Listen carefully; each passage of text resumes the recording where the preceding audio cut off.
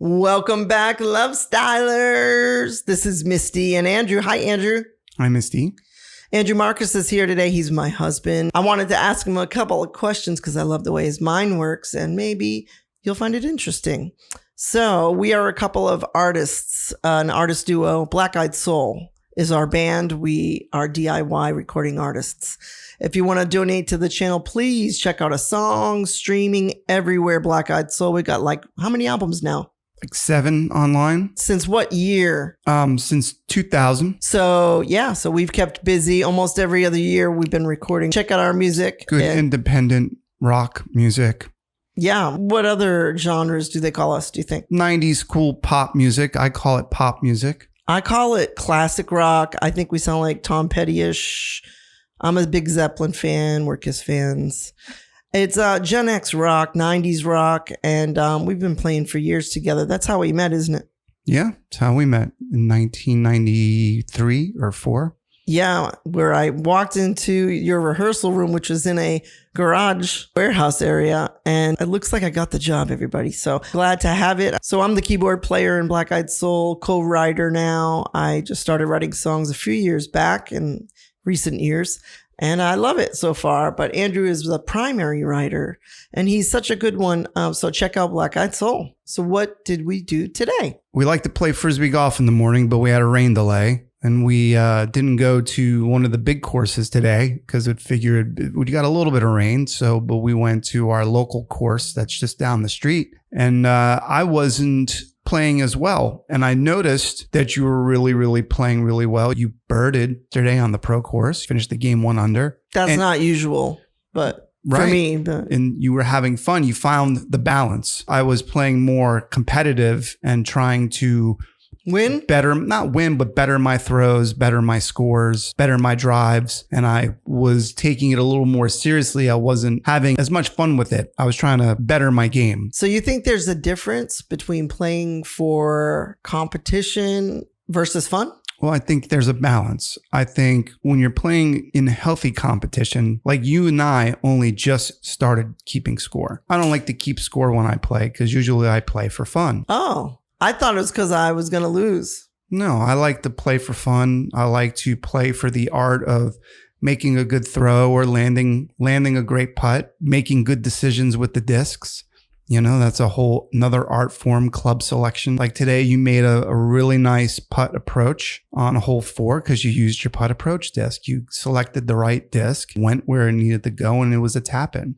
And you were parking every single disc right on the tap in. You really didn't even have to putt the last 2 days because you kept what it's called parking the disc right near the pin. Oh, I never heard that before. Parking in disc golf. Yeah, and they may use it in regular golf, but you've been parking the disc within a good 5 feet of the pin. That's really great. And I kind of want to learn the lingo because I want to take this seriously one day and get on a team. When you're playing for fun, you're not keeping score. Some people even use one disc. Some people just throw it the way they like to throw it. Is there a right way and a wrong way? I don't think there's a wrong way to have fun. People roll their discs. People tomahawk their discs. They throw the discs crazy. They have fun with it. But it's, I think when you get the balance of effort, how much effort am I willing to put into today's Frisbee golf round? Then am I going to commit to that effort? You used to throw multiple discs. You used to get tired because you wouldn't commit to your original throw. Sometimes I'll throw a drive. I won't be happy with it. And you'll say, well, throw another one. I'm saying I'm going to commit to that amount of effort. So if I throw it a little sloppy or a little weird and I didn't try my best, I'm going to commit to that effort. And then I'm going to try to get a desired outcome. And I think those are the 3 key ingredients to balance and a fun game is, am I playing to keep score? Am I working on technique? Am I working on my long game, my mid game, or my short game? Oh, yeah. That's a good way to put it, to break it down easily. Are you playing for the long game? You could almost make it like a metaphor to life. The short game or the mid game. And it seems like the mid game is the way to go. Par for the course, if I may. And I know what you hate when I say if I may, but I just said it. What's a fun day of disc golf look like to you? A fun day of disc golf looks like, to me, it's not too hot, it's not too humid, it's not too much sunlight at once. There's some shade. And I throw by not thinking, by just picking it up and throwing it the way I throw it, the way that feels natural. If I have to think while I'm on the launch pad, I kind of screw up. So you're a flow state athlete? Yes, very much so in person. Also, I'm a flow state person. Not thinking while you're playing a sport, not thinking while you're participating in your favorite activity is like a beautiful, nice ride. I know everyone talks about the flow state. Some people call it something else. Making par for me on the Frisbee golf course is kind of a big deal. I've only done it, like twice?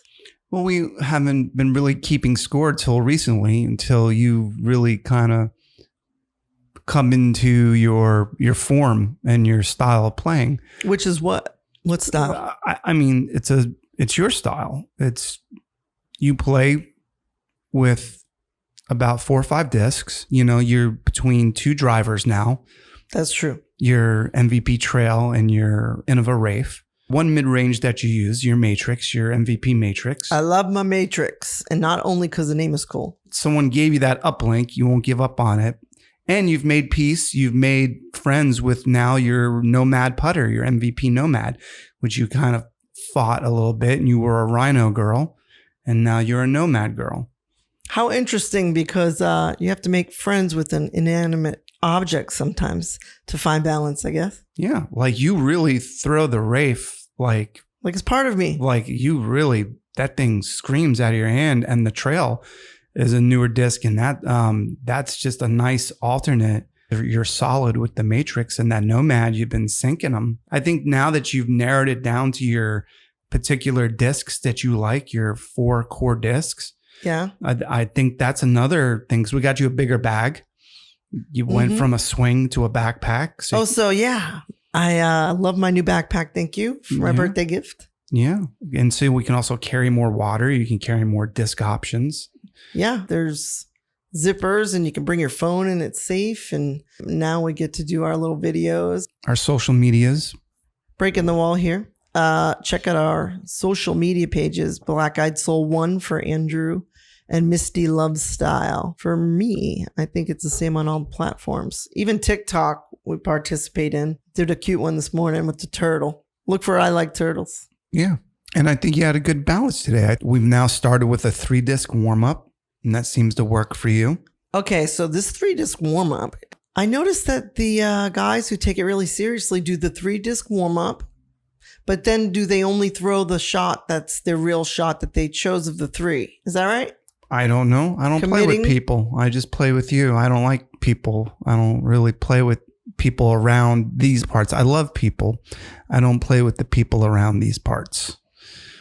I understand why. I like playing with you. We let people play through. We're not those. And if we see someone behind us and we're goofing off with the phone or having deep conversation on the course, we let people play through. Yeah, we find a lot of wisdom on the course, don't we?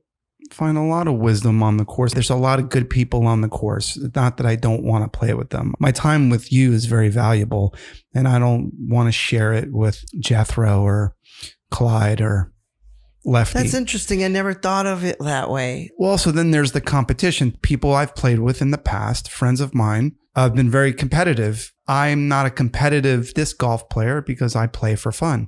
I play for the turtles and the owls and the critters and the birds and the beautiful flowers and to be outside and squirrels and the squirrels and the chipmunks. Not the spiders because they bite us. Yeah, not the ticks and not losing disc. Like a good throw. It's fun, great to execute that perfect drive and do better. I just don't believe in the competition part of it. I think we should be playing for fun. I like that. I play for personal best. When I ran cross country, I ran for personal best. Personal best. And when I write music, our Black Eyed Soul collaboration, I go for personal best. I've never tried to play like anybody, never tried to sing like anybody or really write like anybody, even though I do have a lot of writing influences out there. I play for me. And I love that. paint my paintings. I paint for me. I don't paint with a client in mind. I'm the end user. Yeah, you won't even sell. Been I think offered you money a should couple of times. I think you should rethink now that we're artist duo like full time now. I think that you should consider selling paintings with the intention of painting it for somebody who wants to pay for it, no matter who it is that that you like, not anyone that you deem worthy. Then that becomes the time paradox, because if I won't do that because I don't have the time to do it, so I take my time now and I go work for somebody and I go get money for that. And now what you're saying to me is, if I was to sell my paintings and I'd say, well, I don't have time to make paintings for sale, I'm going to have time to make paintings for me. Wow. So you have to split it up. I can quit my job and paint and hope people will give me money for these paintings and enough money to buy hamburger and boneless chicken breasts. What are we having tonight? Boneless chicken breast, salsa marinade chicken. Oh shit! I forgot to. We got to marinate that chicken. Maybe you could let me talk to the audience for a minute, and why don't you go marinate that chicken in the kitchen? Okay. See how I keep my bitch, guys? See how I keep my bitch? Do it now, bitch. I'm just kidding. I love you. Thank you for doing that. I love you. Thank you for doing that. He heard me. So he's going in the kitchen to marinate chicken. If you've never tried salsa chicken, you just throw a small can of salsa in with chicken thighs, boneless, skinless chicken thighs, a couple hours before you just bake it like that for like an hour. And you can even add peppers to it. It almost comes out like a chicken cacciatore because I add basil. You could do cilantro, of course. A little orange juice or zest from any citrus fruit goes with it nicely. You have yourself some salsa chicken. I don't talk about food as much as I used to on this channel. We are pivoting with our content, and I'm calling it, and I don't know if I'm the first one to say it, but if I am, please give me credit. I've heard of shit posting. My niece told me what shit posting was. I record screens on top of screens, and it's very messy. I want to call it ugly posting.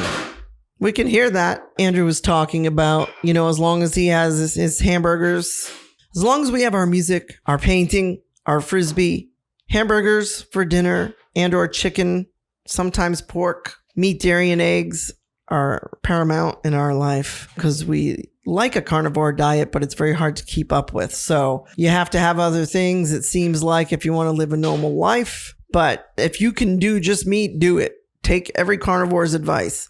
Do it. Eat just meat for at least a time.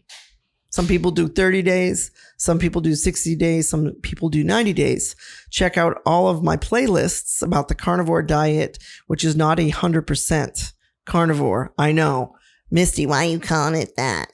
Because I can do it the hell I want. It'll help you get off your meds if you wanted to, if you take it very seriously, or if you just can do like a hybrid version like I do at 90% most of the time. That was for 5 years in a row. This last year to year and a half, I've had to change some things. And I gained weight right in the middle in my menopausal years. What attracted me to Frisbee in particular, and playing Frisbee in the last 2 years, is the twisting of the waist. And walking is fun, but it's kind of boring if you're not listening to something or you can't talk because you're out of breath. Frisbee gives you the chance to play like a child. And playing for fun is way more fun. But there are rules to the game. We will be on a league one day, or I will be. It's in my future. I've already seen it a million times. So now I'm starting to learn the rules in parring. And parring is the middle ground, the balance that I have found to make it more interesting. Andrew's back. Hello. Hello. What were you saying? I was saying, yeah, parring's like the bare minimum, and I'm okay with par. Just like you said, you're okay with par. I normally wouldn't be just a person who's okay with par, but with Frisbee, it's like a miracle that I par anything. No, and I think balance is key in anything you do. I think exercise. We're older. We don't have to. It's not a race. That's why we let people play through. If people are pushing us or throwing into us, which I can't stand. And if you will see the nasty side of me, if you throw into me when I'm on the course, because we're very, very diligent on the course, you and me. And if we don't see, if someone comes up behind us or jumps holes, we let them play through always. I do not like to be pushed because then I get very stressed out if someone's right on our tail. And I think that's Captain Obvious. But and that's you notice how shitty I play when someone's pushing us? Because it's not balanced, because it's not fun. We can't enjoy the conversation. Yeah. We stopped in the middle of the course, in the middle of our game. We were only up the hole 3, and there was that beautiful turtle, that little racing turtle on the course. Turtles. Yeah. And we stopped and appreciated the turtle for a good 15 minutes. Disc golf, Frisbee, is really fun, and it helps keep me in balance of being out in nature, kind of moving. I don't like just sitting in the sun. I am too freckly for that and too skin cancery for that. So it's a nice balance of movement, fun, like a child, not too much competition because I'm just really competing with myself, as I am always. I'm slightly competing with you in a fun way. Sure. Because I think it makes it more fun. We play Yahtzee, same thing.